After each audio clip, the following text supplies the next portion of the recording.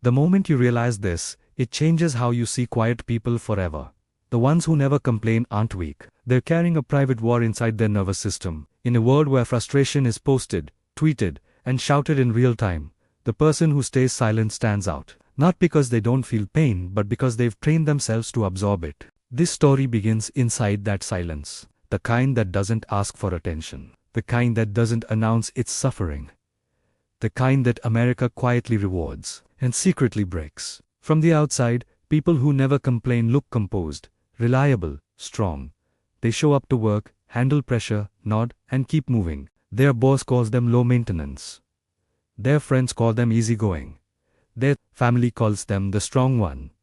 But psychology tells a darker, more complex story beneath that calm surface. What would you do in this moment if every instinct in your body screamed to speak up, but you trained yourself not to? Comment your thoughts below, because this question separates survival from self-destruction.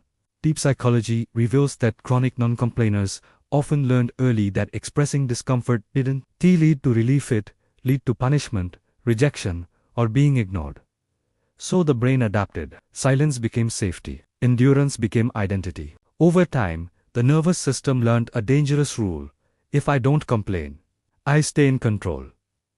This is where Jesse Livermore's philosophy quietly enters the mind. Livermore believed the market doesn't reward emotion, it rewards discipline. He trained himself to sit still while others panicked, to say nothing while others screamed. But even Livermore warned, discipline without self-awareness becomes self-sabotaged.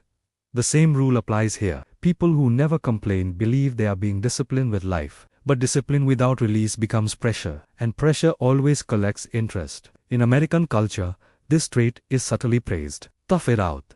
Don't be soft.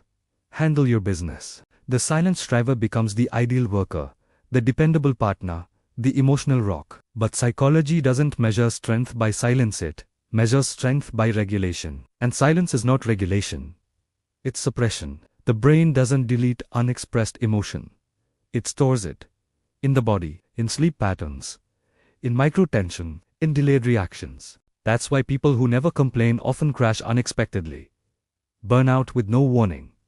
Anger that feels foreign. A sudden desire to disappear, quit, or walk away without explanation. Livermore once said that the real battle is not in the market, it's in your own head. And for the non-complainer, the real battle isn't with people, it's with permission. Permission to admit discomfort. Permission to name injustice. Permission to say, this costs me something. Here is the psychological hook most people miss.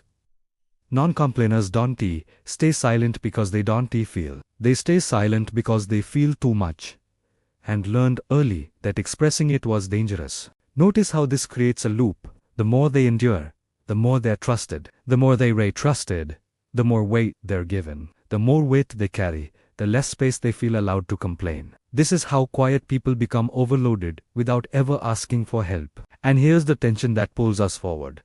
If silence once kept them safe, what happens when it starts costing them their health, their identity, and their sense of self? Because just like the market, life eventually punishes positions held too long without reassessment. This is only the beginning. In the next part, we step inside the inner conflict, a private conversation that plays on repeat in the mind of someone who never complains, even when they're breaking.